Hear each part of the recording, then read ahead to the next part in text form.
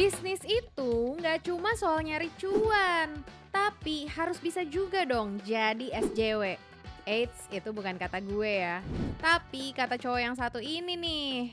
Kalau misalnya lu ditanya kayak, oke, purpose dari brand lu apa? Gitu. Kalau misalnya jawabannya cuma kayak, oh cuan, betul, tidak salah. Ya pasti kan kita kalau misalnya bikin company pengen cuan dong. But what is more than numbers gitu. So that brand purpose itu yang akhirnya ngebuat gue percaya bahwa ujung-ujungnya brand kita tuh harusnya jadi SJW. Iya gak sih? Waduh, si paling SJW nih kayaknya. Yah, tapi emang dia beneran SJW sih.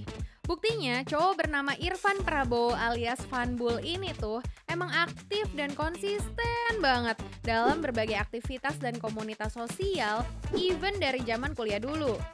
Bahkan setelah memasuki dunia karir profesional tepatnya di ranah marketing, Fanbul ini juga selalu mikirin strategi-strategi yang berkaitan sama brand activism.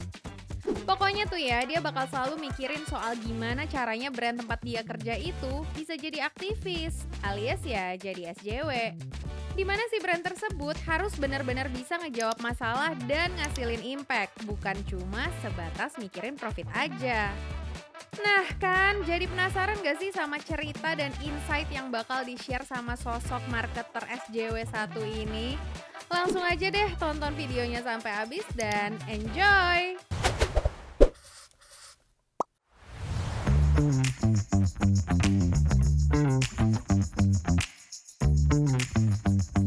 Hai, selamat datang di Marketing Talks. Kali ini gue udah kehadiran satu orang, namanya Irfan Prabowo alias Fanbul, seorang praktisi marketing yang salah satu area of expertise-nya adalah soal brand activism. Dari sekian banyak pengalaman karirnya Mas Fanbul nih ya, sekarang Mas Fanbul ini jadi CEO di Invipop. So, mari kita sambut aja. Halo Mas Irfan. Halo. Mas Fanbul. Fanbul. Apa kabar? Kita salaman dulu kali ya? Salaman aduh ya, salam kenal. Biar agak-agak formal. Biar agak sebelum formal nanti ya. Biar kita cair. Serem banget kamu bawa catatan kayak aku lagi mau di interview yang in depth banget gitu loh. Kemarin sih ada yang komen di video sebelumnya kayak mau interview kerja katanya. Oh gitu, iya. Ini udah pakai baju putih hitam lagi kan? Iya, tapi siap. rada-rada takut juga ya. Masa CEO-nya yang diinterview kan gak mungkin. Bener-bener, gak apa-apa. Kabar baik Mas? Alhamdulillah, Capek baik. ya? Ya, seperti kelas menengah pada umumnya lah. Tapi thank you banget buat waktunya udah mau Thank you. menembus jalanan Jakarta, Huh, berganti kendaraan 4 kali. 4 kali ganti kendaraan. Sampai akhirnya kita bisa ketemu di kantor Mas Fanbulnya sendiri by the way. Thank you teman-teman yang udah mampir dan sudah nungguin saya. Thank you. Anyway, mungkin aku langsung mulai dari pertanyaan Let's pertama. Ini bukan interview kerja. Oke, siap. Mudah-mudahan. Siap. Saya kalau naik gaji 20% lah. Minimal. Ini kali ya, mungkin cerita dulu soal early life. Jadi kayak, kan kalau aku nggak salah banyak banget cerita soal dirimu di masa-masa sekolah, sampai kemudian kuliah ke Jogja, banyak ikut volunteering, sampai akhirnya jadi Fanbul yang sekarang. Boleh ceritain nggak sih di rentang itu tuh ups and downs-nya, pengalaman di Jogja, sampai akhirnya mungkin itu juga yang ngebentuk Mas Fanbul sekarang ya? Oke. Early life ya, ini dari balita berarti saya cerita. Boleh. Kejauhan. Ya mungkin salam kenal teman-teman semuanya. Gue Fanbul dulu. Kalau sekarang ya memang fokus di media ya, di Invipop. Sebenarnya baru sebulan juga sih, gitu. 11 tahun, 12 tahun di marketing gitu ya. Cuma emang dunianya agak lumayan kebolak-balik dari zaman dulu sama sekarang nih gitu. Gue besar di Depok, Jawa Barat ya, bukan Depok Sleman. Terus dan dulu tuh beberapa kali mendapatkan surat dikembalikan ke orang tua oleh sekolah, berarti drop out tuh. Dulu bahasa halusnya drop out itu adalah dikembalikan ke orang tua gitu. Dibalikin ke orang tua ya kan emang dari awal punya orang tua saya gitu. Apa yang dibalikin ternyata drop out gitu. 3 kali di drop out dari zaman SMP 2 kali, SMA sekali gitu ya. Kenapanya Badung nggak masuk, nakalin teman, nakalin guru, tawuran, ya kenakalan pada masa muda lah gitu. Jadi ya dulu udah lumayan bisa dibilang kayak surem banget ya, lulus paket B, paket C gitu ya. Terus ya akhirnya pindah ke Jogja lah gitu. Cuman di rentang waktu selama di Jakarta, kenapa akhirnya ke Jogja itu sebenarnya juga dibuang juga dari Jakarta gitu ya sama orang tua. Karena kayaknya kalau di Jakarta terus akan gini-gini terus gitu ya. Jadi akhirnya ke Jogja dan kebetulan emang orang tua aku juga ketemu itu di Jogja, di UGM gitu. Jadi kayak ya sedikit banyak Jogja punya ikatan emosional lah sama mereka gitu. Jadi biar mereka sekaligus mudik ke Jogja gitu. Cuman ya Jogja inilah yang akhirnya cukup jadi turning point ya. Mungkin gini, kalau misalnya dulu di Jakarta gitu, bawaannya serba emosional gitu ya, naik motor di jalan, ketemu orang klakson, wah marah bawaannya. Nah, tiba-tiba shifting tinggal di Jogja. Ada satu kejadian, seminggu pertama di Jogja, waktu itu gue nyetir motor, ditabrak dari samping. Sama bapak naik motor, des gitu. Gue turun udah pegang helm, udah kayak gini nih, udah mau geplak palanya kan. Terus bapaknya turun, buka helm kayak, ngapunten ge mas, kulo nggak sengaja. Terus kayak, wah perasaan apa ini? Kayak, ini sebuah perasaan yang berbeda yang saya tidak pernah rasakan di Jakarta. Kenapa? Sesuatu yang asing. Sesuatu yang asing, kenapa tidak berantem ya gitu? Kenapa diminta maaf gitu? Jadi itu sebenarnya tone down. Tone down pertama di Jogja adalah kejadian itu. Jadi 7 tahun di Jogja nggak pernah ribut. Ya kalau misalnya ribut berantem di organisasi ya wajar. Cuman kayak misalnya ribut fisik yang sering gue lakukan di Jakarta dulu nggak pernah kejadian sama sekali gitu. Terus berapa bulan kuliah di Jogja, Merapi meletus.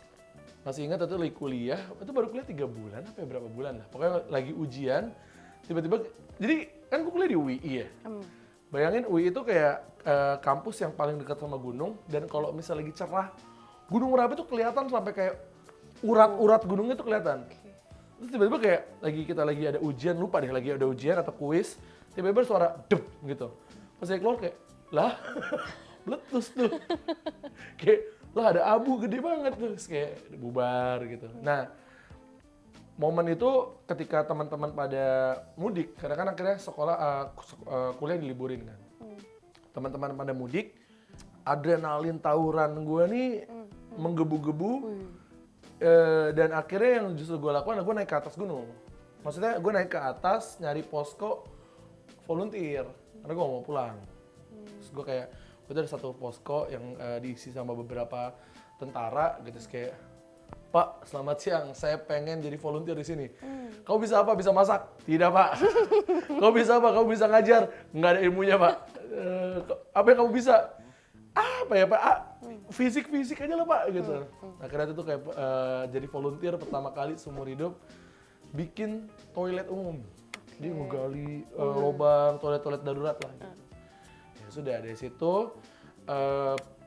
shifting, ngerasain hidup di gunung, ngerasain beberapa kali harus kabur dari gunung karena ada letusan gitu. Sempat ada posko yang dulu pernah aku tempatin juga kena udus gembel gitu ya. Dan disitulah momen pertama akhirnya ngebantu sebuah organisasi, gue lupa lagi namanya apa, untuk ngajar di salah satu stadion di Jogja. Stadion apa ya? Stadion Maguwo kalau nggak salah itu buat pengungsian, terus ngajar anak-anak kecil di sana. Jadi basically nggak punya ilmu ngajar, tapi kata orang-orang di organisasinya, udah mas nggak perlu ngajar pinter-pinter juga, mereka yang mereka butuh itu sebenarnya lebih kayak kehadiran kita gitu. Ya udah di situ kayak, oh nikmat juga ya ternyata hidup bersama teman-teman dari NGO dan semacamnya gitu. Mungkin sampai situ dulu tuh. Pokoknya gitu ya, shiftingnya adalah pindah ke Jogja gitu. Tapi kepo deh mas, maksudnya ketika di Jogja kan akhirnya keluar ya, maksudnya perasaan asing tadi. Kayak ketenangan, lo bisa lebih kayak tone down. Tapi kenapa pas SMP SMA itu jadi keluar banget ya? Apakah karena Jakartanya ada problem personal kah atau what made you Apa ya, kayak kayak gua, gitu dulu? mungkin gini ya, kayak mungkin berada di kelas, fokus, ya mengulang sebuah pelajaran gitu. Itu tuh gue tuh menyadari kayak, oh gue tuh kayak punya ADHD deh. Jadi kayak Oke. yang dimana nggak bisa banget fokus dan jadi kesel sendiri gitu loh. Karena kayak nggak menarik aja gitu loh. Nggak menemukan ketertarikan sama cara belajar zaman dulu pas lagi di sekolah. Bukan gue bilang salah ya, cuman mungkin ada time gue ngerasa nggak ada ruang buat gue bisa belajar, menyukai pelajaran tersebut lah. Oke. Kayak gitu. Dan kenapa gue tidur di kelas? Karena gue begadang main game. Gitu. Dulu tuh gue dari game dapat duit banyak banget. Zaman Serius? SMP. Beuh, Wah, sempat ada momen masa-masa kejayaan tuh 30 juta sebulan zaman SMP. Keren kan? keren banget. Keren gitu. Walaupun kerjanya nge-hack orang, katanya nipu orang di game Pusing, saya online, ya pusing. kan? Duit haram lah pokoknya. Hilang tuh duitnya jadi abu.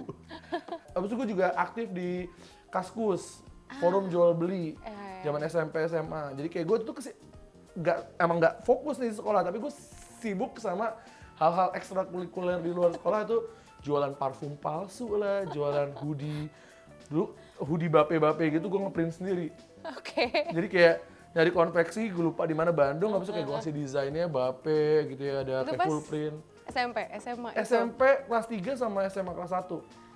Ngeprint sendiri, gue jual 250.000, berapa puluh pieces sold out. Wih, kayak kok gampang banget nyari duit waktu itu. Gampang banget nih nyari duit. Tapi kan ya akhirnya, wah foya-foya lah. Main sama teman-teman. Kehidupan gelap. Kehidupan gelap lah. Kehidupan kaula muda lah pada umumnya gitu. Terus ya udah apa namanya, berlalu begitu aja, dan itu juga kayak ngebuat gue akhirnya punya perspektif yang salah terhadap uang gitu. Jadi kayak, oh gue udah dapat duit banyak gitu dan mudah, ngapain gue sekolah gitu. Iya. Sempet ngomong kayak gitu juga sama orang tua gitu, kayak orang tua bilang kayak, karena kamu nanti butuh ilmunya dan semacamnya gitu, kayak nggak masuk waktu itu. Nah, mungkin sebelum kita masuk ke bahasan soal pengalaman karir di ranah marketing, Ya. satu hal yang bikin gue kepo adalah balik lagi soal edukasi ya. I mean kan lo tadi pernah bilang atau sempet bilang, ngapain gue sekolah gitu kan, terus kemudian ada semacam kesadaran batin untuk oke, gue harus kuliah gitu. Iya, Tapi iya. ketika lo kuliah, mungkin apa ya, apakah segitu enjoy-nya kemudian sama kuliah sampai akhirnya lo lanjut S2, bahkan dapat beasiswa. Oh. Nah itu tuh boleh ceritain yang part itu nggak tuh? Oke, kuliahnya itu sebenarnya suka nggak suka sih. B aja lah. Tapi tuh gue ngerasa, waktu itu gue kuliah di UI, kenal banyak orang, ngerasain ikut BEM, ngerasain ikut organisasi internal kampus. Akhirnya waktu itu kenal sama beberapa organisasi di luar kampus. Setelah yang tadi Letusan Merapi, gue akhirnya gabung ke Coin a Chance Yogyakarta, Oke. Book for Mountain, NGO-NGO pendidikan. Yang itu yang ngebikin perpustakaan atau ngasih beasiswa ke anak-anak di daerah-daerah lah. Itunya gue suka banget. Kayak gue passionate banget, gue suka banget yang bener kayak waktu itu sempat ke beberapa desa ngajar. Setiap minggu kerjaan gue adalah ngajar anak-anak di desa sama teman-teman, entah main game sama mereka gitu. Nah, itu gue suka banget. Jadi sebenarnya experience di luar kampusnya yang akhirnya ngebuat nyaman gitu. Oke. Nah, kuliah 7 tahun nih, hampir drop out lagi. Dosen pembimbing gue itu Pak Iwan, dia bilang kayak, gue bulan depan cabut S3 kata dia. Kalau lu nggak beresin, lu ngulang sama dosen lain, which is kemungkinan drop out karena waktunya nggak cukup. Ya udah akhirnya gue beresin. Gitu. Tapi gue sebenarnya udah bertahun-tahun udah kerja lah. Jadi kayak sambil kerja waktu itu. Oke. Kerja di Hipwi, sempat kerja di agensi, jadi konsultan beberapa brand di Jogja gitu. Sempat di social enterprise juga gitu. Nah yaudah, tapi habis itu 2017 ada lulus di Juli 2017, 7 tahun tuh berarti kan, dari kuliah 2010. Terus kayaknya di Agustus 2017 tuh ada pendaftaran beasiswa Chevening. Oke. Daftar. Sebenarnya iseng waktu itu daftar. Agustus daftar, terus habis itu kayak udahlah nggak jadi, kayaknya melanjutkan ini aja nih, melanjutkan karir saja, saya cinta uang nih, mana uang, come to papa gitu. Terus beberapa bulan kemudian, gue lupa triggernya spesifiknya apa, cuman gue ngerasa kayak, itu ada momen dimana gue kan shifting dari yang awalnya NGO banget ke brand itu, karena waktu itu gue ngerasa ilmu gue nggak cukup di NGO sehingga gue ke brand. Jadi itu kayak kita sempat ada ngebina beberapa NGO dan social enterprise, terus kita ngerasa peduli aja tuh nggak cukup. Karena ketika kita terjun ke lapangan, kita bawa kepedulian, kadang-kadang kita punya passionnya nggak punya capability-nya. So yang waktu itu gue putuskan adalah gue mau belajar dulu ke brand. 2014 akhirnya gue pindah, udah mulai kerja profesional selama hampir 3 tahun untuk belajar, tapi kebablasan kan, gitu. Cuman dari situ gue ngerasa, oh kayaknya kalau misalnya gue mau ngasih impact yang lebih, gue harus berbisnis. Tapi gue punya ilmu bisnis. Makanya tuh waktu Agustus daftar berhenti, terus berapa bulan kemudian temen gue, ada salah satu orang, gue lupa siapa, yang bilang kayak, oh lu kalau misalnya mau ngasih impact yang lebih adalah ya bisnis gitu. Dan ya udah ambil aja kuliah S2 bisnis lah, biar lo tahu sebenarnya core-nya kayak gimana. Udah akhirnya pokoknya last minute, hamin 12 jam sebelum deadline Chevening gue apply deh. Berarti trigger akhirnya kemudian mau lanjut ke Inggris itu justru karena keinginan untuk berbisnisnya ya, kayak Keinginan berbisnisnya. memperkaya knowledge loh, bukan karena ternyata pendidikan tuh seru banget ya, kayak mau gitu kan, mau di Ayunda belajarnya. Gue nggak lulus lah S2 gue. Oh gitu, oke. S2 gue tuh lulus master diploma. Karena gue nggak nyelesain tesis gue. Pas gue udah bikin tesis gitu kan, panjang. Tesis gue soal community. Terus kayak, bosen pulang ke Indonesia. Tapi udah dapet kan ilmu-ilmunya dikit-dikit lah yang bisa diimplementasiin. Ilmunya sih dapat. Oke.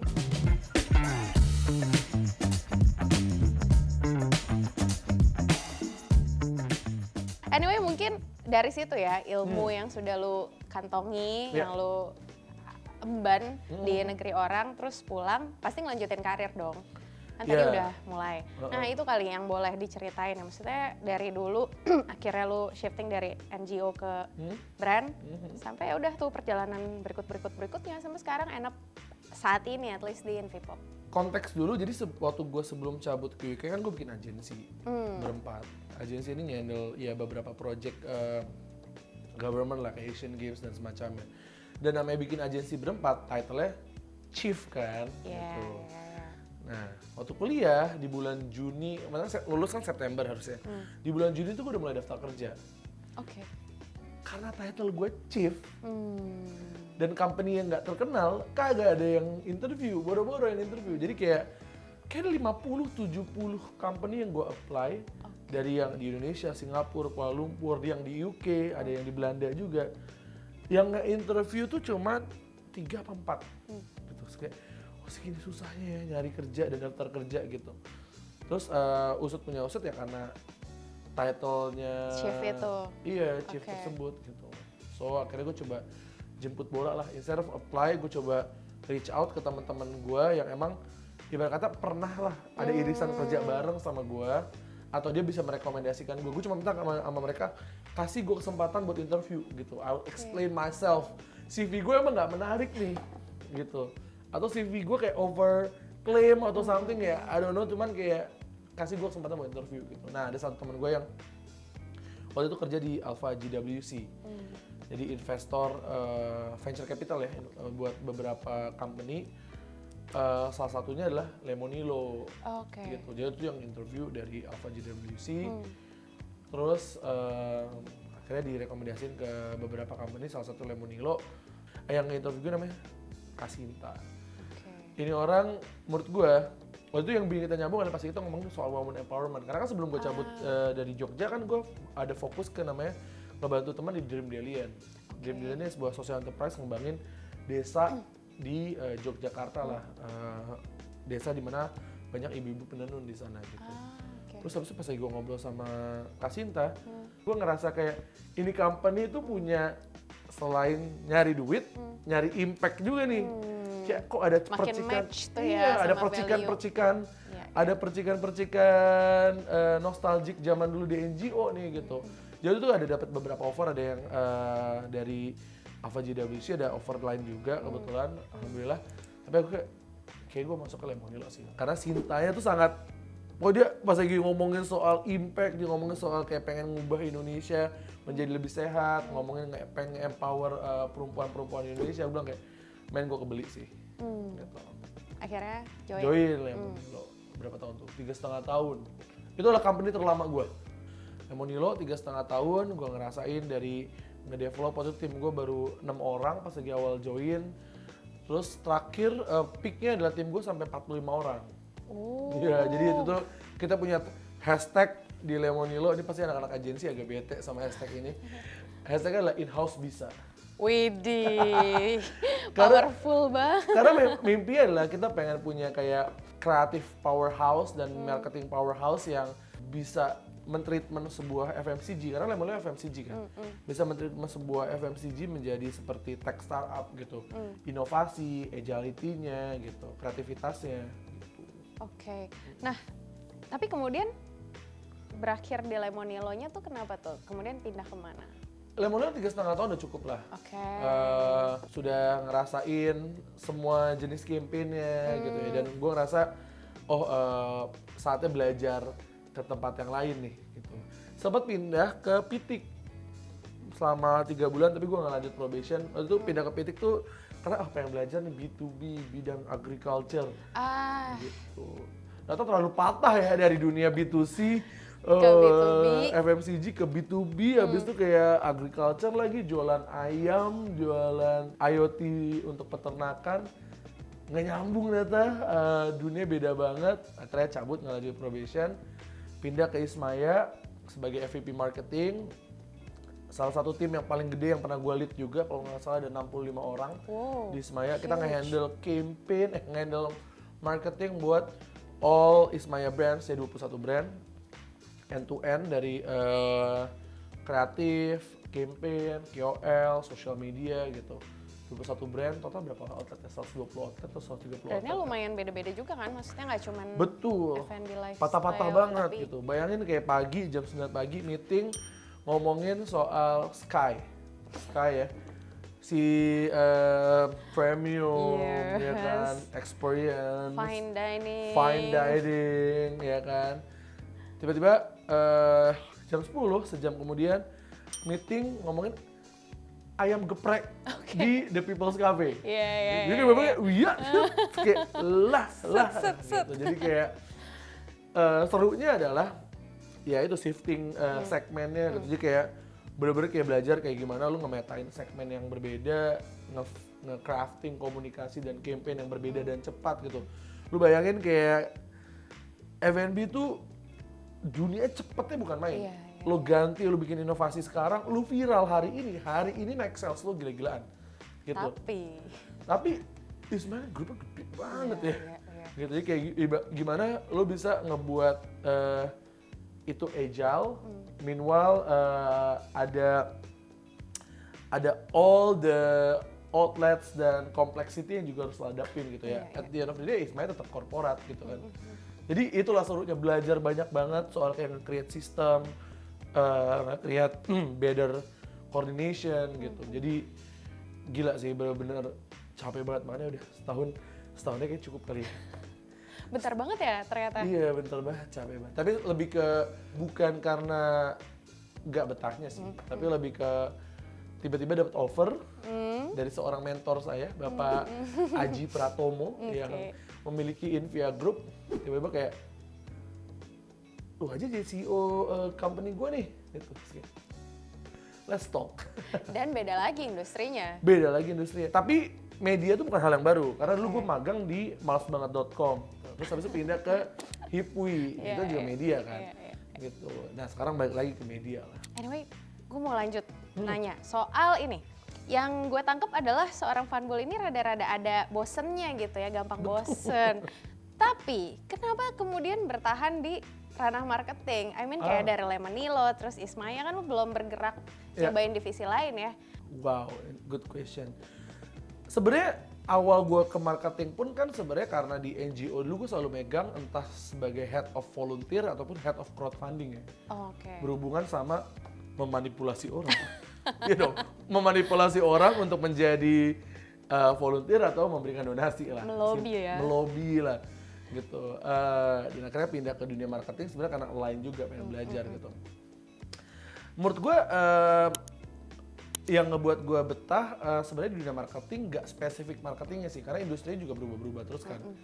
Dari agensi gue jadi pernah megang government, pernah megang BUMN, pernah megang FMCG, tiba-tiba pindah ke FMCG sebagai di brand side dari yang awalnya agency side gitu. Temen gue sempat bilang kayak nanya ke gue, lo yakin mau masuk ke dunia marketing? Kenapa? Marketing tuh masuk mereka dengan bismillah.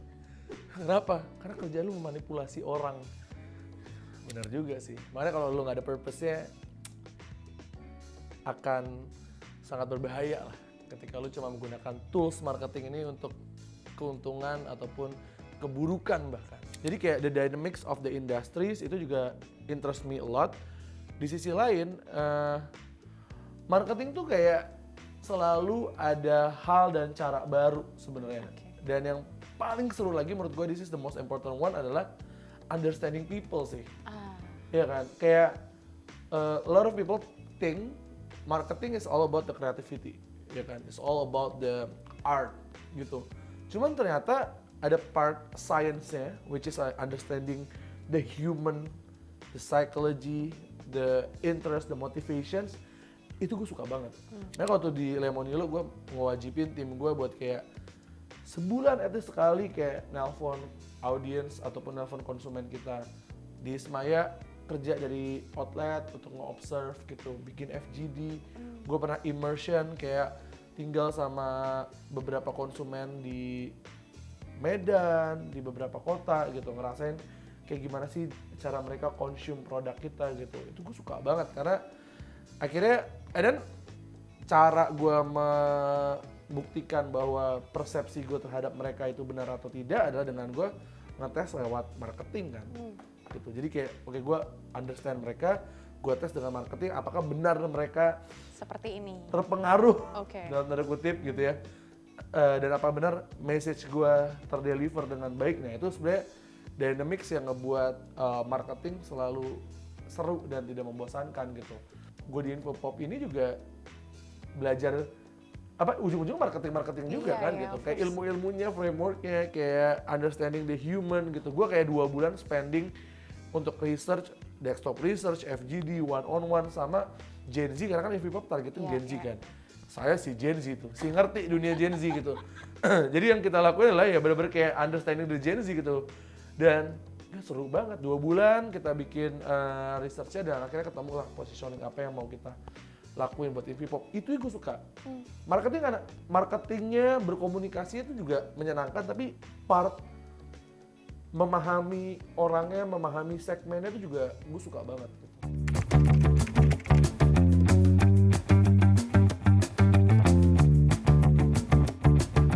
Menurut aku ya, Mas Fanbul itu kalau ngelihat suatu hal dia tuh langsung bisa mikir kayak kira-kira ini produk ini tuh bisa dijual ke siapa ya, terus cara dijualnya gimana ya, kayak gitu. Jadi itu kelihatan banget sih waktu kalau dia tuh nge-brief kita untuk project-project di special project gitu. Jadi menurut aku dia orang yang sangat marketer banget sih.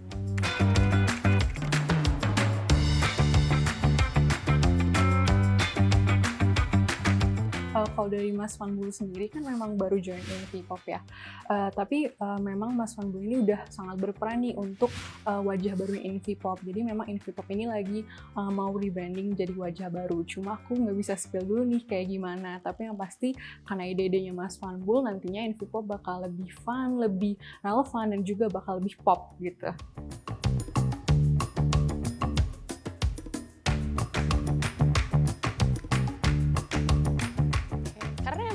Lo tuh lebih leaning towards something yang humanis gitu ya, maksudnya kayak understanding people, ada human touch-nya. Makanya mungkin salah satu strategi yang kemarin itu sempat kita bahas juga adalah soal brand activism. Pasti ada kaitannya banget ya. Oke, mungkin langsung masuk ke situ. Oke. Nah, mungkin bisa langsung diceritain tuh kayak bagaimana sih persepsi lo atau definisi lo terkait brand activism and why this is important untuk bisnis? Oke, mungkin gini ya, kalau gue ngelihatnya adalah banyak dari kita fokus memarketingkan sebuah produk ataupun mengkomunikasikan sebuah produk lebih tentang atribusi ataupun fungsi dari produk tersebut, entah secara fitur ataupun secara manfaat fungsinya. Oke. Padahal menurut gue ada part yang lebih penting di dalam sebuah marketing adalah emosinya, gitu. Itu satu hal. Di sisi lain, gue selalu percaya kalau misalnya purpose dari sebuah bisnis adalah menyelesaikan masalah, Oke. ya kan? Purpose dari sebuah bisnis adalah menyelesaikan masalah gitu. Kayak something yang more than numbers lah, Ya, gitu. Kenapa bisnis lu ada di dunia? betul. Itu apa sih purpose lu gitu? So that brand purpose itu yang akhirnya ngebuat gue percaya bahwa ujung-ujungnya brand kita tuh harusnya jadi SJW. Iya gak sih? Untuk masalah yang kita selesaikan Iya, gitu. iya, Lemonilo, iya. Lemonilo SJW di bidang kesehatan. Ya. Gitu. Lemonilo percaya kalau misalnya hidup sehat itu harusnya harus didemokratize. Bahwa hidup sehat itu harus mudah, murah, dan menyenangkan. Therefore semua orang jadi bisa ngerasain healthy lifestyle. Gitu. Itu SJW sebenarnya. Ya Dengan kan? cita rasa yang tetap enak. Dengan cita rasa lebih tetap enak. Mungkin memang Lemonilo tidak sesehat sayur ataupun buah mentah, ya kan? Tapi kalau pengen ngerasain mie instan ataupun produk-produk instan yang lebih sehat, yang dimana semuanya natural, nggak ada bahan pengawet, penguat rasa, dan pewarna buatan, nih ada Lemonilo. Available di lebih dari 100.000 titik dengan rasa yang lebih enak. Udah pindah kantor, Pak. Iya benar-benar gila. Jualan banget. Oh, maaf ya. Ya, Mbak Sinta, tolong kirimin saya 1 kardus. Oke, lanjut. Ya, jadi itu menurut gua Lemonilo itu adalah brand activism. Oke. Nah, makanya bagaimana Lemonilo memarketingin dirinya, contoh Lemonilo punya brownies crispy. Nah, angle yang diambil sama teman-teman di Lemonilo waktu itu memadukan dengan brand activism ini adalah melihat bahwa siapa segmen kita? Segmen kita tuh kita banyak ngambil adalah youth, anak-anak muda. Apa yang mereka aware dan apa sebenarnya yang menjadi permasalahan mereka? Mereka tuh adalah generasi yang marah, sedang banyak marah. Karena banyak hal. Dan kemarahan mereka tuh akhirnya mereka lampiaskan lewat platform digital, lewat Twitter, komen di media sosial, dan bertubi-tubi di banyak titik. Dan akhirnya banyak yang bilang bahwa lu jangan marah-marah sembarangan gitu. Karena kita ngambil POV bahwa it's okay buat marah. Dan marah itu sehat. Oke. Asal disalurkan dengan tepat. Gitu. Kayak kita campaign-nya tuh donor marah gitu. Ada sebuah website yang lu bisa marah-marah terserah Wah, gitu ya. seru banget. Seru. Awalnya kita pikir kayak keren nih. Satu hari website-nya rilis kayak astagfirullahaladzim. Seperti kita membuat kesalahan kah teman-teman? Benar-benar astagfirullahaladzim. Saya pas lagi baca ke trigger juga gitu kayak. Aku jadi marah juga nih gue nih gitu. Cuman ternyata banyak banget yang ngapresiasi bahwa inisiatifnya ini diterima dengan baik, bahwa yang paling penting adalah kita memvalidasi perasaan mereka bahwa it's okay buat marah gitu. Terus akhirnya kita buat yang ngisi ya paling seru kita kirimin kotak P3K, pertolongan pertama pada kebetean. Isinya brownies crispy gitu. Bener kotak P3K. Kita kirim ke kantor-kantor ya kan. Yang lagi pada stres itu kita kirimin dan semacamnya. Kita bikin ruang buat mereka marah-marah, teriak-teriak, mukul-mukul, terserah gitu. Kayak anger room gitu. Ya secara sisi marketing ya kita tetap bermain kreativitas. Oke. Kita tetap berusaha untuk menjual produk kita gitu. Tapi di sisi lain adalah ya gimana caranya kita nggak sekedar nyari duit atau nyari revenue, tapi juga nyari impact or at least menyelesaikan sedikit masalah dari audiens kita yang di luar urusan sama produk kita. Oke. Gitu. Aku masuk, jadi aku tiba-tiba ya jadi sopan.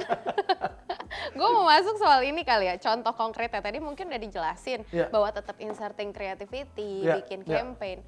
Tapi apakah katakanlah misalnya ada isu sesuatu gitu ya di luaran sana, terus si brand ini lewat social medianya nge-post. Oke. Kayak peringatan darurat atau Humans nge-post. Oke, iya kayak gitu. Iya. Atau yang lebih aman deh, misalnya soal lingkungan gitu ya. Oke. Nah, itu tuh apakah sudah bisa masuk ke dalam kategori brand activism juga kayak itu kan mungkin nggak berkaitan langsung sama produknya, sekedar menunjukkan kepedulian brand. Betul. Itu tuh termasuk nggak tuh sama yang ada di bayangan lo soal brand activism itu? Menurut gue termasuk. Kayak menurut gue brand activism adalah ketika lu take a stand sih, gitu. Banyak berpikir ya udah kayak dunia marketing, dunia brand ya bermain aja di dalam dunia komersial. Lalu tidak menyentuh dunia sosial gitu ya. Dunia sosial biar disentuh lewat CSR aja lah. Iya. Dan dipisahkan. Tapi sekarang CSR dan marketing tuh kayak jadi satu loh at some point. Iya nggak? Iya. Jadi kalau menurut gue intinya bisa jadi isunya adalah isu yang sangat bold gitu ya, kayak peringatan darurat. Bisa jadi isunya isu yang sangat familiar gitu. Isu lingkungan salah satu isu yang sangat familiar gitu ya. Apalagi kalau misalnya kita berusaha tap in ke market Gen Z gitu ya. Mereka sangat aware sama isu lingkungan gitu. Dan dia nggak pengen berkontribusi gitu ya, ketika generasi-generasi sebelumnya sudah berkontribusi terhadap banyak kerusakan lingkungan ya, mereka sangat aware untuk bisa berkontribusi baik lah untuk lingkungan gitu, termasuk memilih brand yang at least nggak merusak atau bahkan take a stand gitu. Jadi menurut gue ini adalah bagian dari brand activism juga gitu. Pertanyaannya juga, bagaimana sebenarnya ngebedain antara brand activism dan greenwashing? Yes, exactly. Itu yang mungkin berkaitan sama pertanyaan gue selanjutnya sih. Bukan greenwashing aja, tapi Gimmick. soan SJW gitu. Kayak bagaimana kemudian kita menyampaikan message ke audiens atau customer kayak, hey kita nggak fake loh, kita beneran nih, kita nggak so SJW. Nah itu gimana tuh? Kalau gue tuh selalu ngelihatnya adalah lebih ke keberlanjutan mereka terhadap program tersebut sih. Ketika brand itu cuma tap in ke isu yang lagi ngehits, abis itu pindah lagi ke isu lain, ya menurut gue it's just a greenwashing dan gimmick aja. Gitu. Tapi kalau misalnya brand itu bertahun-tahun konsisten di isu yang sama, mau lagi ada tren, mau nggak ada tren, ya that's the stand yang dimana menurut gue nggak cuman bagus secara impact sosialnya, tapi menurut gue bagus secara brandnya juga gitu. Ibarat kata brand purpose lu konsisten, iya kan? Kalau misalnya lu ngomongin soal lingkungan gitu ya, bahwa brand lu pengen stand di lingkungan, mau tiba-tiba lu lagi ada gimmick lingkungan, mau nggak ada gimmick apapun, ya udah lu tetap memberikan fokus di situ ya, itu akhirnya niatnya gitu ya, dan juga keberlangsungannya sih gitu. Jadi di situ yang ngebedain mana yang gimmick doang, mana yang akhirnya memang aktivism gitu. Oke. Jadi emang punya stance dan ya konsisten di situ, bukan cuma riding the wave doang.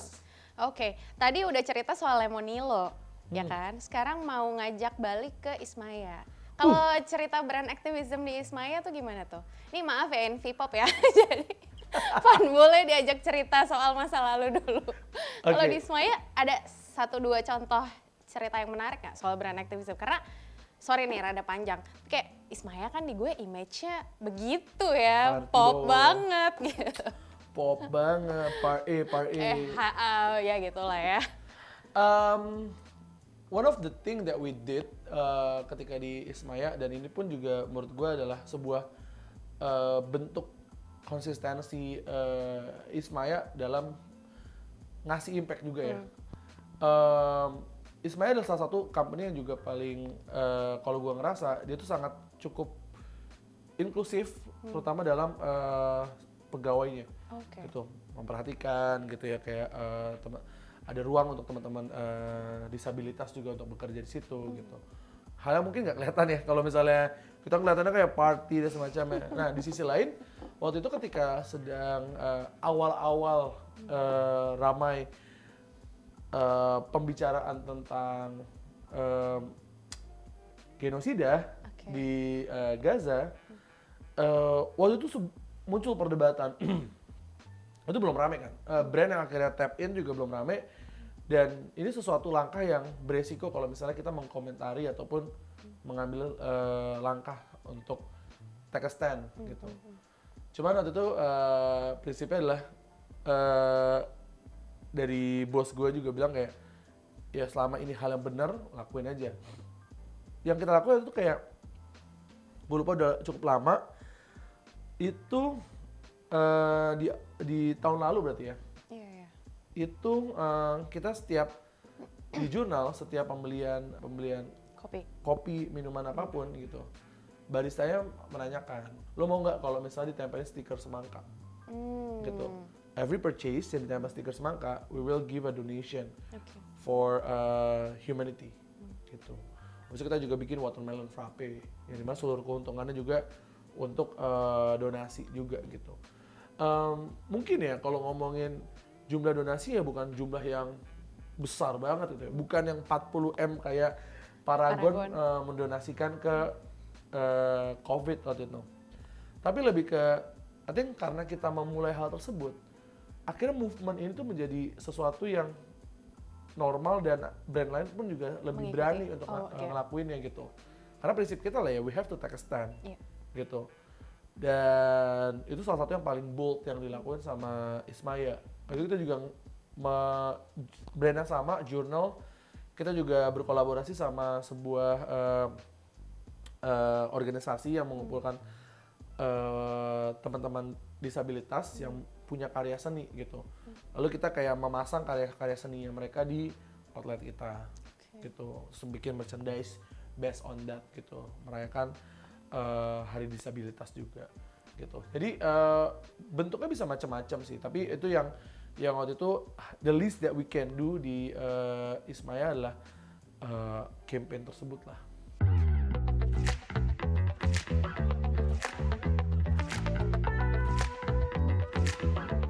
Mas, mungkin masih berkaitan sama brand activism ya. Secara budget, alokasi dana, ini sebesar apa ya yang harus disiapkan, dan apakah semua level bisnis itu menurut lo perlu melakukan ini dan bisa melakukan ini despite the budget? Menurut gua brand activism tuh basically sama aja kayak marketing pada umumnya. Lu mau bikin skala kecil, skala menengah, skala besar bisa gitu. Dan menurut gue bukan tentang budget, karena ya tentang purpose dari brandnya gitu. Bentuknya bisa macam-macam, dan skala ini bisa dilakukan mau level UMKM, mau level startup, mau level corporate gitu ya. Apalagi level corporate gitu, you have all the budget and juga all the resources untuk kayak melakukan ini gitu. Itu sangat bisa. Tapi ketika skala kecil pun ya nggak masalah gitu, karena it's not about spending berapa, tapi kayak kalau misalnya lu ditanya kayak oke, purpose dari brand lo apa? Gitu. Kalau misalnya jawabannya cuma kayak, oh cuan, betul, tidak salah. Ya pastinya kita kalau misalnya bikin company pengen cuan dong. I love kan? money ya. I love money gitu. But what is more than numbers gitu? Apa yang pengen lo ubah dengan adanya kehadiran lo ini? Kalau brand tersebut bisa jawab, menurut gue at least sudah men-checklist satu part di dalam brand activism tersebut, yaitu lo punya purpose gitu. Masalah lo nge-translate purpose-nya di dalam format-format marketing apa enggak, ya that's different case. I see. Gitu sih. The purpose is not only about the money but the impact ya, the society. Oke. Kalau untuk brand activism sendiri nih, balik lagi. Berarti kalau misalnya di awal dia tuh belum mikirin hal itu. Tapi dia mulai aware dengan tren consumers hari-hari ini gitu, yang lebih aware. Terus dia baru mau mulai nih di tengah-tengah. Berarti kan di awal dia belum mikirin ya brand purpose-nya. Itu salah nggak tuh, kayak ya gue kayaknya harus mulai rethink lagi about our purpose, dan ya udah mungkin ini yang perlu gue fokuskan. Itu salah nggak? Dan how to start? Nggak salah. Karena ini bisa masuk Invipop. Karena Invipop. Akhirnya. Karena Invipop gini, Invipop tuh dulu Inviafect. Ya. Berubah menjadi Invipop setahun ke belakang, di rebranding gitu. Ketika awal gue masuk, katanya nih apa nih? Apa yang mau dicapai gitu. Ya mungkin secara bisnis clear tuh. Yeah. Wah, kita pengen eksplorasi ini. Tapi kayak no. What is the purpose of this media with more than 3 million followers? Gitu. Apa impact yang mau dikasih gitu? Belum terjawab. I see. Gitu. Makanya the past 2 months kenapa gue akhirnya ngelibatin semua teman-teman di Invipop buat terjun langsung di Stop Work, FGD sama banyak teman-teman. Sebenarnya untuk nyari belanja masalah dulu. Belanja masalah di kalangan Gen Z ini apa? Oh, ketemu nih masalahnya apa? Then what is your stand? Brand truth kita apa nih? Gitu. Oh, brand truth kita adalah pengen menjadi katalis, pengen menjadi narator for untold stories from aspirational youths. Kita pengen menjadi guide untuk mengakselerasi para youth ini dengan cara yang pop gitu. Ketemu kan gitu. Ya udah brand itu ketemu, brand purpose-nya apa? Gitu. Sebenarnya tuh kalau misalnya teman-teman menggunakan framework brand pada umumnya kayak Triangle of Truth gitu ya. Iya, di situ kan ada cultural truth, human truth, brand truth, tengah-tengah brand purpose gitu. Kayak Simon Sinek, The Golden Triangle. Itu kan juga sebenarnya why-nya apa nih? Sebenarnya itu adalah menanyakan purpose dari sebuah brand ataupun bisnis kita kan gitu. Ya itu mau dilakukan di awal nggak apa-apa, dilakukan di tengah ya nggak apa-apa. Mungkin ada proses rebranding dan juga kira re-educate juga tentang stand kita kayak gimana gitu. Mungkin akan lebih mudah ketika itu dilakukan di awal karena kan bakal berlangsung secara terus menerus gitu ya. Tapi kalau di tengah-tengah nih ya kita harus re-educate lagi audiens kita gitu. Ya contoh aja kayak Inviafect ganti ke Invipop. Ya itu audiensnya kan berubah tuh yang dari awalnya hard news, berita-berita yang mungkin serem-serem tiba-tiba ganti ke yang lebih pop, ngucapin ulang tahun ke Sherina Munaf misalnya. Pada komen kayak, kenapa sih ngucapin ulang tahun gitu kan ya. Ya rebranding selalu punya resiko kayak gitu. Oke. Nah, masuk lagi ke soal marketing sedikit ya, sebelum nanti gue minta wejangan atau tips. Wejangan. Ini kalau nggak salah gue pernah nonton di obrolan bareng William. Kalau nggak salah. Itu lo sempat mention kalau ada 3 hal yang paling penting dalam sebuah brand.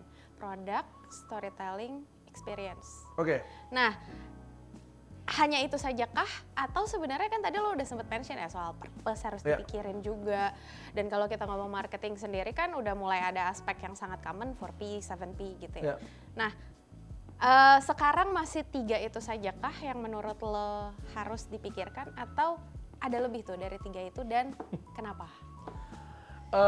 Mungkin kalau misalnya gue ngeliatnya adalah kalau kita ngeliatnya bentuknya segitiga gitu, ada produk, experience, atau apa tadi? Storytelling, gue lupa sendiri ya. Produk, storytelling, experience gitu ya, ya tengah-tengahnya purpose lah. Gitu. Jadi, karena at the end of the day, purpose itu selalu dibawa di dalam konteks apapun ya. Core ya, root. Core-nya gitu, kayak lo bikin produk gitu ya. Ya produk yang lo bikin nggak out of nowhere kayak, bikin produk ini. Tapi kan lo pasti nggak bahwa, oh ini sesuai nggak ya sama purpose entity kita gitu. Align apa enggak gitu. Storytelling juga lo bikin konten pilar, pasti kan juga align sama purpose yang mau disampaikan misalnya. Experience gitu, what kind of experience mau dikasih gitu, purpose-nya apa gitu. Kayak misalnya Ismaya dengan tagline-nya creating the good life, ya purpose-nya dia pengen bikin orang happy gitu. Pengen ngasih joy ke kehidupan orang dengan cara yang mudah, lewat makanan, lewat experience-nya, datang disambut gitu ya.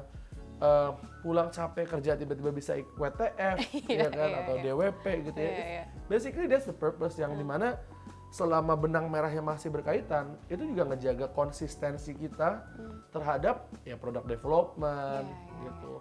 Marketing message-nya juga lebih konsisten gitu. Sehingga nantinya pun orang lebih aware dan brand positioning kita juga semakin kuat gitu. Oke, satu pertanyaan terakhir. Oke.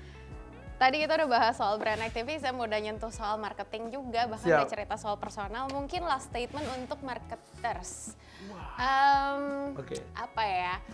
Bagaimana sih kemudian lo ingin menyemangati? Kayaknya menyemangati bahasanya gitu banget ya. Tapi menyadarkan mereka kali ya. Mungkin apa yang mereka lakukan selama ini tuh ada yang keliru atau ada yang nggak kepikiran sama mereka. Padahal itu esensial. Nah, apa nih wejangan atau tips yang bisa lo kasih untuk mengingatkan mereka bahwa lo harus kembali ke marketing track yang benar ya supaya brand lo juga bagus gitu berkembangnya.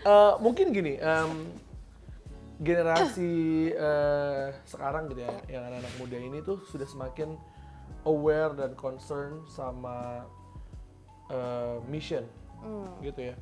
Mereka juga tidak segampang itu dibohongin, mereka sudah bisa melihat intensi dengan all the informations dan juga resources yang mereka punya gitu ya. Mereka jadi lebih kritis gitu. Sehingga apalagi mereka juga hidup di masa yang dengan banyak masalah, entah masalah lingkungan, politik, ekonomi gitu ya. Jadi kayak generasi muda sekarang tuh adalah generasi aktivis, ya kan. So sangat disayangkan ketika kita ngebuat sesuatu itu tidak dimulai dengan permasalahan yang ada. Karena kalau bisa kita tap in ke permasalahan yang ada, itu tuh akan ngebuat kita akan lebih mudah untuk menceritakan siapa kita, lebih mudah untuk mendevelop apa yang kita punya, dan lebih mudah juga untuk akhirnya menjaga loyalitas atau ngejaga audiens kita gitu.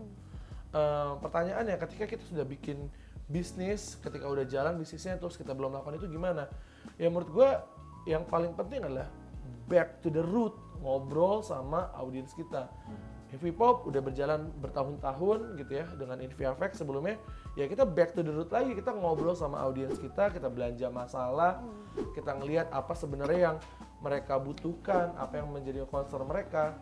Lalu ya di situ value proposition kita apa nih gitu. Apa pain atau gain dari audiens kita? Lalu kira-kira apa pain reliever ataupun gain creators kita dari sebuah brand gitu. Cuma sesimpel itu kan. Manusia kan at the end of the day tuh cuman mengejar dua hal. Menghindari kegagalan atau mencapai kesuksesan. Brand lu fungsinya apa? Untuk menghindari kegagalan mereka atau mencapai kesuksesan mereka? That's it. Solve that problem, brand lo akan sustain. Luar biasa. Ini kayaknya masih banyak pertanyaan di benak, tapi Waduh. gue akan menyimpan itu untuk next session. Siap. Kalau lo mau menyempatkan waktu lagi. Pasti. Tapi untuk sekarang, thank you so much, Fanbul. Thank you. Buat insight-nya. Kita salaman lagi. Salaman lagi, siap. Gue doyan Respect, banget respect. salaman ya. Anyway, thank you banget. Thank you banget buat waktunya. Dan thank you buat semua yang udah nonton. See you di Marketing Talks berikutnya. Semoga bermanfaat. Bye-bye. Bye-bye.